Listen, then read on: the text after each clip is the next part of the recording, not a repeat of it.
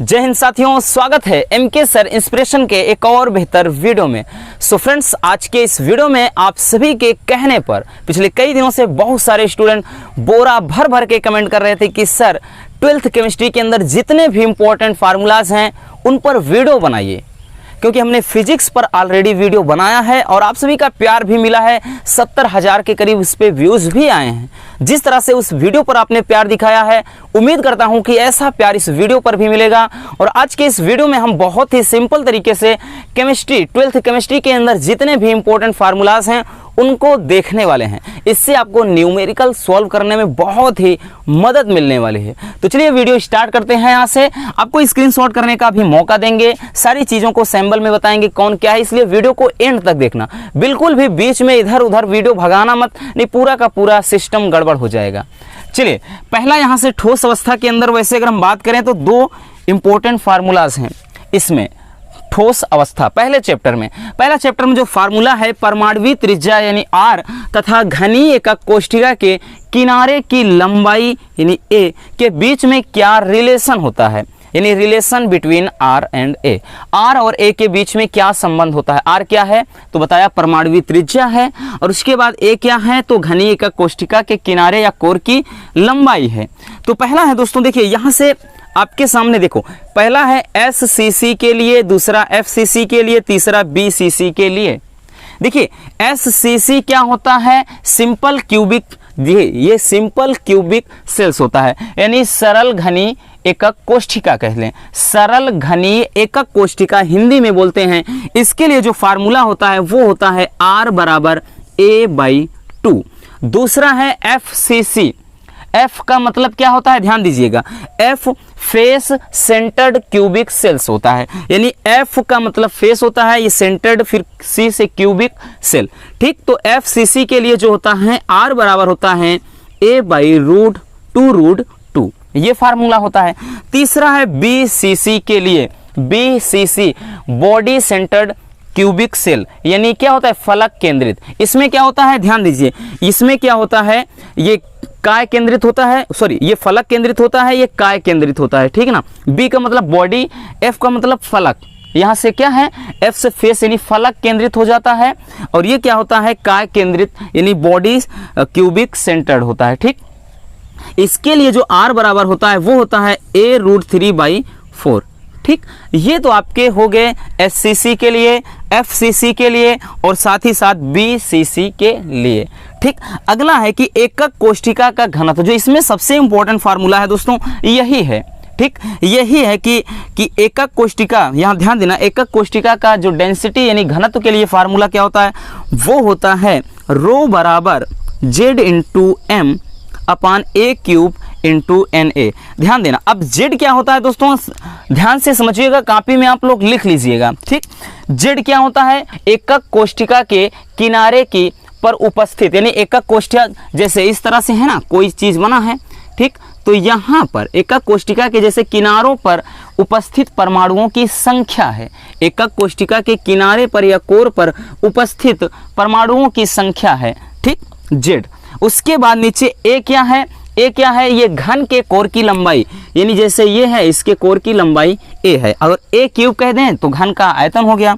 N क्या है, Na, N suffix A क्या है, ये है आवोगाद्रो संख्या। आवोगाद्रो संख्या जिसका मान होता है 6.022 × 10 की पावर क्या होता है कि 23 प्रति मोल।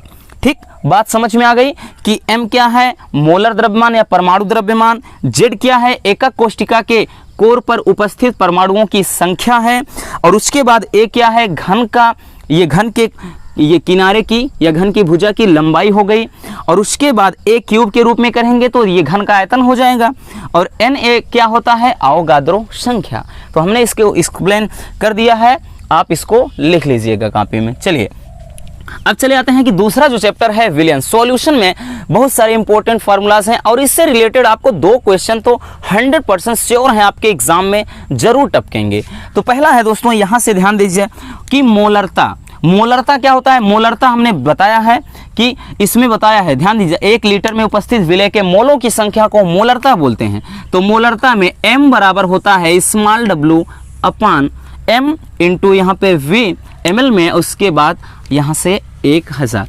देखिए अब यहाँ से थोड़ा समझने वाली बात यह है दोस्तों कि जो ये W क्या है, ये होता है विलेय का भार, विलेय का भार चाहे जहाँ पे रहेगा स्मॉल w में, और उसके बाद ये कैपिटल में ये स्मॉल m जो है ये क्या है, विलेय का अणुभार, विलेय का अणुभार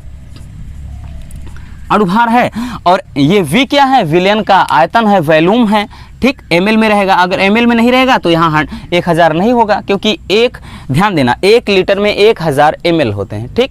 चलिए नेक्स्ट क्वेश्चन है कि मोललता। मोललता भी सेम फार्मूला है, बस थोड़ा सा अंतर होता है। जहां 1 लीटर में उपस्थित विलेय के मोलों की संख्या, वहीं पर होता है कि विलायक के 1 किलोग्राम में उपस्थित विलेय के मोलों की संख्या को मोललता कहते हैं। अब मोललता बराबर फार्मूला m से इसको भी दर्शाते हैं, m बराबर स्मॉल w पान m इंटू यहाँ कैपिटल W। इसमें देखिए m तो वही है, विलेय का अणुभार है, स्मॉल w क्या है, विलेय का अणुभार है, सॉरी विलेय का भार है, m क्या विलेय का अणुभार है, और ये जो कैपिटल जो W है दोस्तों यही है विलायक का अणुभार। विलायक नहीं, जैसे लिक्विड है, कोई द्रव है, विलायक का भार, ठीक, ग्राम में रहेगा तो यहाँ पे 1000 हो जाएगा। नेक्स्ट है कि मोल अंश या मोल प्रभाव। देखिए मोल अंश क्या होता है, तो मोल अंश में हमने बताया था कोई विलयन है उसमें कई घटक हैं, मान लेते हैं 2 घटक 3 घटक हैं, तो किसी विलयन में उपस्थित घटक का जो मोल प्रभाव होता है उस घटक के मोलों की संख्या और विलयन के कुल घटक के मोलों की संख्या के अनुपात के बराबर होता है। मान लेते हैं किसी द्रव में A और B 2 घटक हैं, तो XA का मतलब A का मोल अंश या मोल प्रभाव बराबर हो जाएगा NA, यानी NA के मोलों की संख्या, और नीचे क्या है कि दोनों में यानी A के मोलों की संख्या प्लस B के मोलों की संख्या, यहाँ से आप निकाल पाएंगे। और B का कहेगा तो जिसका कहे उसका ऊपर NXA यानी A का मोल अंश निकाल रहे हो तो A का मोलों की संख्या ऊपर। अब देखिए इंटरेस्टिंग बात यह है दोस्तों कि मोलों की संख्या कैसे निकालेंगे, तो मोलों की संख्या n बराबर होता है W/m। जब भी मोलों की संख्या निकालना हो क्या होता है कि n बराबर W/m, ये आप याद रखिए। यानी विलेय, जैसे किसी चीज़ का क्या है मोलों की संख्या निकालना है तो उस विलेय का भार और उसका अणुभार, यहाँ से आप मोलों की संख्या निकाल पाएंगे। बात आई समझ में। नेक्स्ट देख लेते हैं कि राउल्ट का नियम क्या कहता है। देखिए राउल्ट का नियम क्या है, इसमें जो फार्मूला है वो है P0, ठीक, माइनस px अपान P0 बराबर n अपान n प्लस n, यानी capital small n plus capital N। अब इसमें समझ लीजिए थोड़ा कि देखिए हमें मतलब क्या है, न्यूमेरिकल वहाँ आएंगे तो हमें सब चीज़ का मान पता होना चाहिए। हमें केवल इतना ध्यान रखना चाहिए कि n स्मॉल n क्या है, कैपिटल N क्या है, P0 क्या है, PS क्या है, यही आपको ध्यान देना। वो सवाल में सीधा सीधा आपके रहेगा।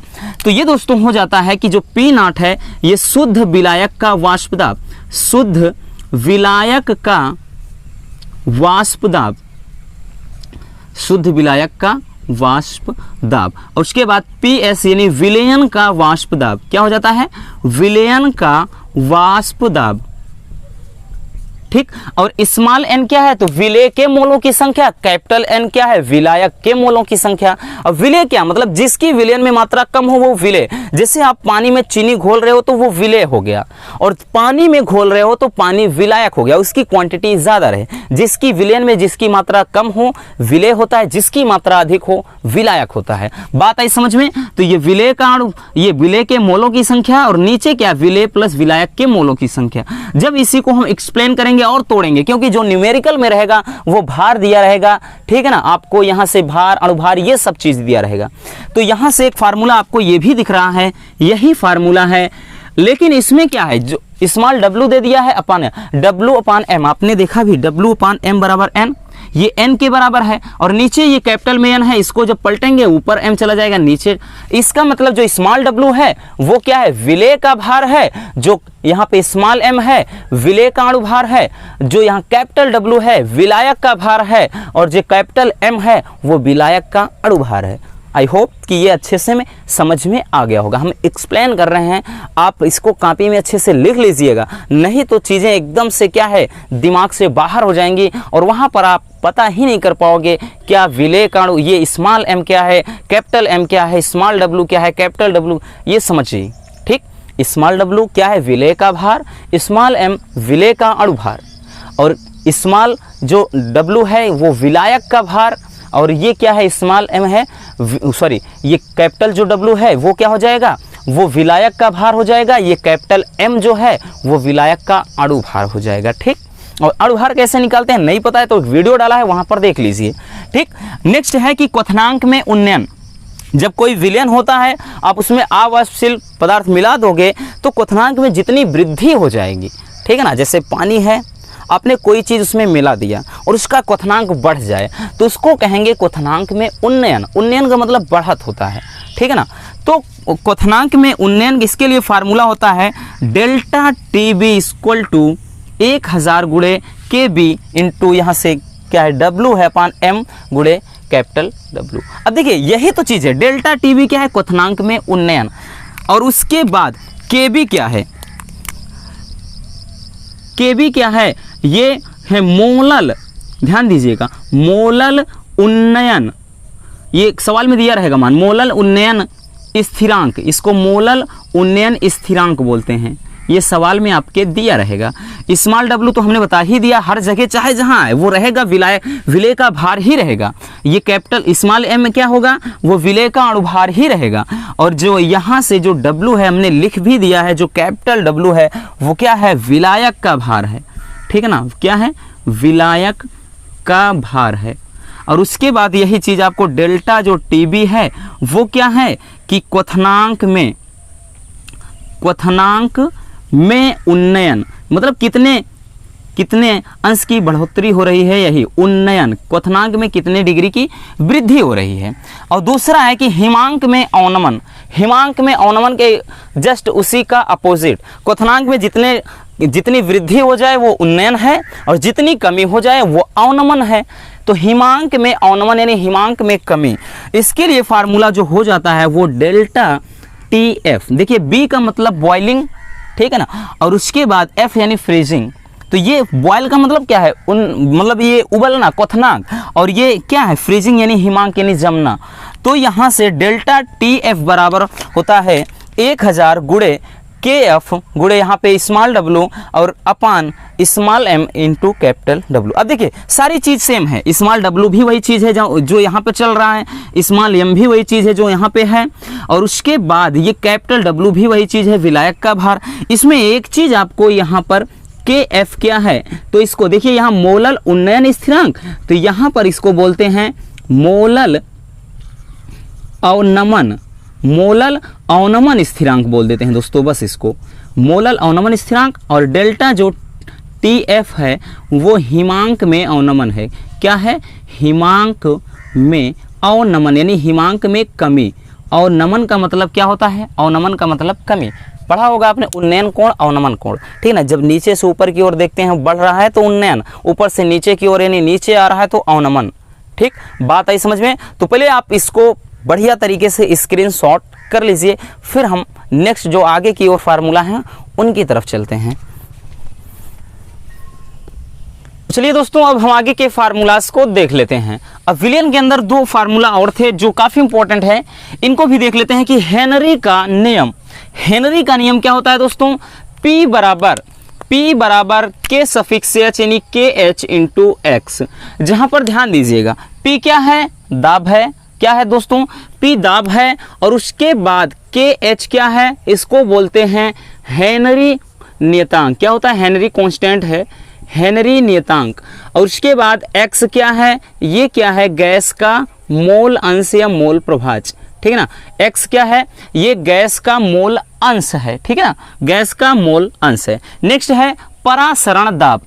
परासरण दाब, देखिए इसमें कई फार्मूले हैं, सही सारे के सारे फार्मूलाज हमने रख दिए हैं, आपको घबराने की कोई ज़रूरत नहीं। जिस भी तरीके का आपका क्वेश्चन आएगा, सारे के सारे क्वेश्चन को जो पैटर्न होता है क्वेश्चन का, कभी कभार क्या होता है क्वेश्चन में R का मान देगा, N का मान देगा, V का मान, तो आपको कंफ्यूजन ना हो, आपको बनाना ना पड़े, इसलिए हमने ऑलरेडी सब पहले से बना करके रख दिया है। ठीक, पहला एक फार्मूला होता है दोस्तों पाई बराबर, इसको पाई से दर्शाते हैं, पाई बराबर N upon V R T, क्योंकि देखिए v यहाँ ले जाएंगे, एक पी वी बराबर एन आर टी फार्मूला आपने 11th में पढ़ा होगा, तो वहीं पे क्या होता है पाई बराबर N upon V R T. N क्या है मोलों की संख्या, और वी क्या है वॉल्यूम आयतन है, आर क्या है गैस नियतांक है, टी क्या है तो ये टेम्परेचर है तापमान है, ठीक ताप, और पाई क्या है परासरण दाब।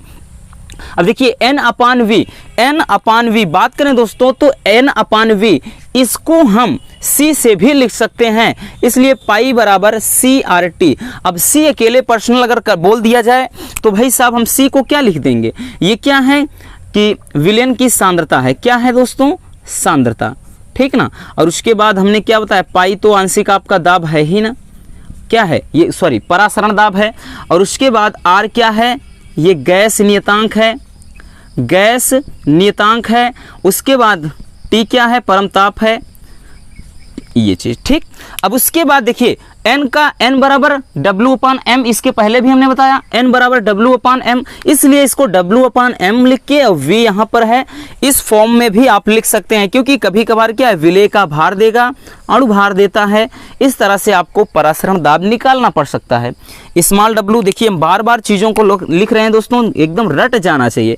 ये क्या है स्मॉल w विलेय का भार, ठीक ना विलेय का भार, और उसके बाद ये स्मॉल m क्या है विलेय का अणुभार, क्या है विलेय का अणुभार है, ठीक। अब इसको या करके इसी फार्मूले को हम CRT के स्थान पे CST भी लिख देते हैं, है वही। R क्या है गैस नियतांक, इसका मान क्या है 0.0821, क्या होता है दोस्तों इसका मान आप सभी को पता होगा, जो गैस नियतांक होता है 0.0821 वायुमंडल प्रति केल्विन प्रति मोल के रूप में, ठीक ये होता है। अब यहाँ से देख लेते हैं अगला चैप्टर है वैद्युत रसायन। वैद्युत रसायन से संबंधित जो क्वेश्चन हैं हमने सारे के सारे फार्मूलेज को यहाँ पर कवर कर लिया है।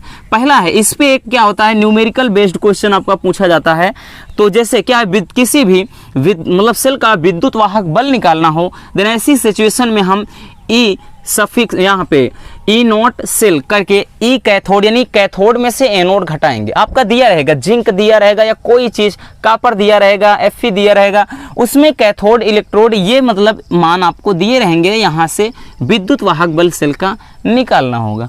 और यहाँ पे देखो नेनस्ट समीकरण कहा जाता है या नर्स्ट समीकरण कहा जाता है, ये आपके एग्जाम की दृष्टि से काफी इंपॉर्टेंट है दोस्तों, इसको काफी इंपॉर्टेंट मान लेना। ये आपके क्या है फार्मूले के रूप में तो आपको याद ही करना है, साथ ही साथ इसको आप एक टिप्पणी के रूप में, कभी कभार आता है निर्नष्ट समीकरण क्या है, समीकरण को पूछा जाता है कि समीकरण को इनके संकेतों के साथ लिखिए, यानी पूरा समीकरण लिखकर इन सब का मतलब क्या होता है उसको लिखिए, ठीक। तो इसको हम लिखते हैं ई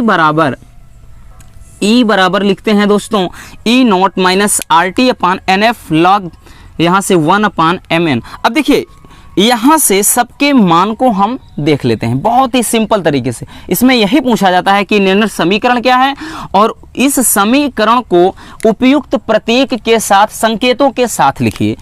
तो यहाँ से जो ई है ये क्या है इलेक्ट्रोड विभव, क्या है दोस्तों इलेक्ट्रोड विभव, और ई नॉट क्या है मानक इलेक्ट्रोड विभव, क्या है फ्रेंड्स मानक इलेक्ट्रोड विभव, मानक इलेक्ट्रोड विभव है ना। उसके बाद ध्यान दीजिएगा आर क्या है गैस नियतांक, क्या है दोस्तों गैस नियतांक, अभी हमने आपको इसके पहले भी बताया। टी क्या है परमताप, क्या है परमताप, जो कोई भी आपका डिग्री में दिया रहेगा सबसे पहले केल्विन में कन्वर्ट करेंगे उससे, ठीक ना 273 ऐड करके, आपको पता है ना। और उसके बाद एन क्या है, तो ये क्या है इसमें जो इलेक्ट्रॉनों का आदान प्रदान हो रहा है यानी इलेक्ट्रॉन की संख्या, इलेक्ट्रॉन की संख्या है ना। और उसके बाद दोस्तों यहां पर और क्या बचा है एफ, एफ क्या है तो इसको बोलते हैं फैराड नियतांक या फैराडे नियतांक, इसका मान भी होता है इलेक्ट्रॉन के 96,500, ठीक ये होता है आपका फैराडे नियतांक, ठीक है ना। अब उसके अलावा इसके अलावा एक चीज और ध्यान दीजिएगा, और ये m जो n के m के यहाँ पावर में n प्लस है, ये धातु का आयन है ना, ये यहाँ पर जगह नहीं है, नीचे शायद दिखेगा नहीं, तो लेकिन हम बोल देते हैं ये क्या है, Mn क्या है, धातु आयन है, धातु आयन। ठीक, चलते हैं नेक्स्ट। आगे फार्मूला है कि चालकत्व, चालकत्व को C से दर्शाते हैं, C बराबर 1/R। R क्या है, रेजिस्टेंस यानी प्रतिरोध है। अब विशिष्ट चालकत्व ये इंपॉर्टेंट है, इस पे न्यूमेरिकल भी आता है, K बराबर L/RA। L क्या है, L क्या है दोस्तों, L क्या है, ये तार की लंबाई है, ठीक है ना, तार की लंबाई या इलेक्ट्रोड में अगर हम मान लेते हैं वो क्या है, तार की लंबाई के रूप में होता है। ठीक, और उसके बाद R क्या है, रेजिस्टेंस प्रतिरोध है, A क्या है, एरिया क्षेत्रफल है, ठीक है ना, R प्रतिरोध है, A क्षेत्रफल है, L लंबाई है, धातु चालक की लंबाई है, K क्या है, इसको कप्पा बोलते हैं, K क्या है, विशिष्ट चालकता है। अगला है तुल्यांकी चालकता, तो इसको बोल, यहाँ से ध्यान दीजिएगा, इसको लेमडा के रूप में लिखते हैं, लेमडा इक्विवेलेंट यानी लेमडा ई क्यू बराबर के यानी कप्पा, कप्पा यानी विशिष्ट चालकता, विशिष्ट चालकता गुणे यहाँ से 1000/n। n का मतलब ये n क्या है, नॉर्मलता है, n नॉर्मलता है, आपके क्वेश्चन में ये दिया रहेगा, इसका मान भी दिया रहेगा, ये आपको फाइंड आउट करना होगा। मोलर चालकता, मोलर चालकता में इसको हम लेमडा m से लिखते हैं, lambda m equal to k यानी कप्पा, यहाँ से k इंटू यहाँ से 1000/m। m क्या है, मोलरता, यहाँ पे n क्या है, नॉर्मलता, m क्या है, मोलरता। लिख लीजिए, आप कॉपी में इसको अच्छे से लिख लीजिए, मेहनत करना पड़ेगा, बिना मेहनत के कुछ भी नहीं मिलता है दोस्त। कुदरत चिड़िया को भी खाना देता है लेकिन घोंसले में नहीं, कई बार बताया है, तो मेहनत करना पड़ेगा दोस्तों, आपको अच्छे नंबर लाना है एग्जाम में, आपके लिए हम मेहनत कर रहे हैं। इस वीडियो को बनाने में लगभग 2 से 3 घंटे से भी ज़्यादा का समय लगा है, तो आपके लिए इतना कुछ कर रहे हैं। सो प्लीज़ अगर वीडियो में मज़ा आ रही हो तो प्लीज़ वीडियो को लाइक कर दीजिए, और नए हैं तो चैनल को सब्सक्राइब जरूर कर लीजिए, क्योंकि जब तक हम पूरी तैयारी नहीं करवाएंगे ऐसे ही नहीं छोड़ेंगे आपको। आपके लिए दिलो जान से हम भी हाजिर हैं मेरे दोस्त, आप सभी के प्यार और सपोर्ट से ही ये सारा चीज़ हो रहा है। ठीक, नेक्स्ट है कोलराउस का नियम। देखिए अनंत तनुता पर क्या है, विलयन की जो मोलर चालकता होती है वो उस विलयन के में उपस्थित घटक के तुल्यांकी चालकताओं के योग के बराबर होती है। अभी तो केवल फार्मूला देख रहे हैं, डिफिनेशन जब होगा तो हम ऑलरेडी क्या है, वीडियो अभी आने दीजिए, फिर हम डेली एक वीडियो में सारे क्वेश्चन को ऐसे रटा रटा के आपके दिमाग में घुसेड़ देंगे, डरने की कोई ज़रूरत नहीं। अभी तो फार्मूला हमें देखना है। तो ये होता है कोलराउस का नियम। ठीक, कोलराउस का नियम है, यहाँ पे A और B 2 घटक हैं, इनकी अनंत तनुता पर ये चालकता है। बात समझ में आई।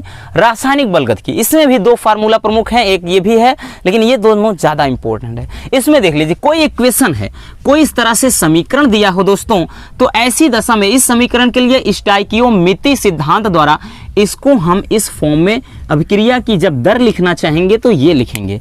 माइनस इस बात को दर्शा रहा है कि ए के विलुप्त होने की दर, यहाँ से भाई ए विलुप्त हो रहा है और बी भी विलुप्त हो रहा है, तब जाकर के सी बन रहा है, तो यहाँ से प्लस में C delta C upon delta T लिख दिया है। एक बात और इसमें ध्यान देना दोस्तों, अगर यहाँ पर 2 हो जाता तो इसको हम 1/2 लिख दे, यहाँ पर भी 2 होता तो 1/2 के रूप में लिखते, 3 हो जाता तो 1/, तो इसको ध्यान देना। अगर यहाँ पे ऐसे 2 3b 3c इस रूप में लिखा है तो इस समीकरणों को हम -1/2 आगे कर देते, -1/3 आगे कर देते, फिर प्लस में 1/2 आगे कर देते। इस बात को आप ध्यान दीजिएगा।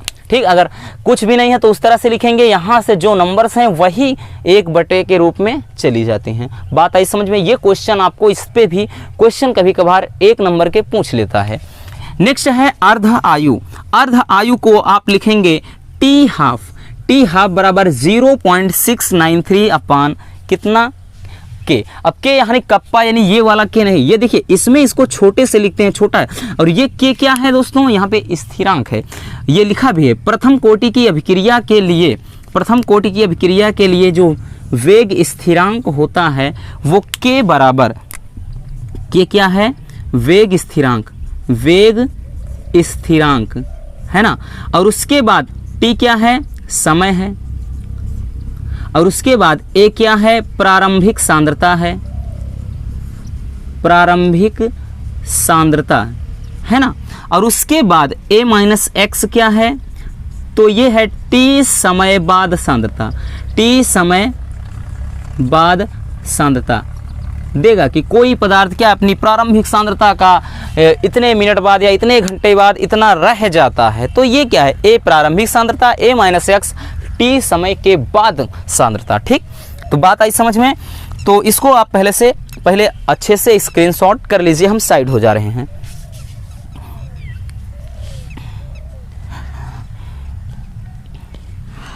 तो चलिए हो गया स्क्रीनशॉट। तो दोस्तों इतने आपके केमिस्ट्री के अंदर, 12th केमिस्ट्री के अंदर इतने इंपॉर्टेंट फार्मूलाज थे, क्योंकि इसके बाद जो भी चैप्टर हैं उनमें कोई क्या है, ना तो निगमन की तरह है डेरिवेशन कोई है, और ना ही कोई इस तरह से फार्मूला है कि उस पर हम न्यूमेरिकल सॉल्व करेंगे। ठीक, और उसके बाद जो सेकंड में है उसमें सारी की सारी ज़्यादातर प्रयोगशाला विधियां हैं, उन सभी को भी देखेंगे। लेकिन शुरू के ये जो 4 चैप्टर थे, ठीक है ना, 3-4 चैप्टर थे, इन्हीं में ज़्यादा आपके क्या हैं, ज़्यादा फार्मूले हैं, और इन्हीं के अंदर के जो आपके 3 से 4 न्यूमेरिकल आते हैं। तो आई होप कि ये वीडियो आपको बहुत ही हेल्पफुल लगी होगी, आपके लिए बहुत ही अच्छी वीडियो थी, हमने मेहनत किया है। तो प्लीज़ इस वीडियो को लाइक कर देना, और नए हैं तो चैनल को सब्सक्राइब जरूर कर लीजिए। मिलते हैं किसी और मज़ेदार टॉपिक के साथ। Love you, bye bye, take care.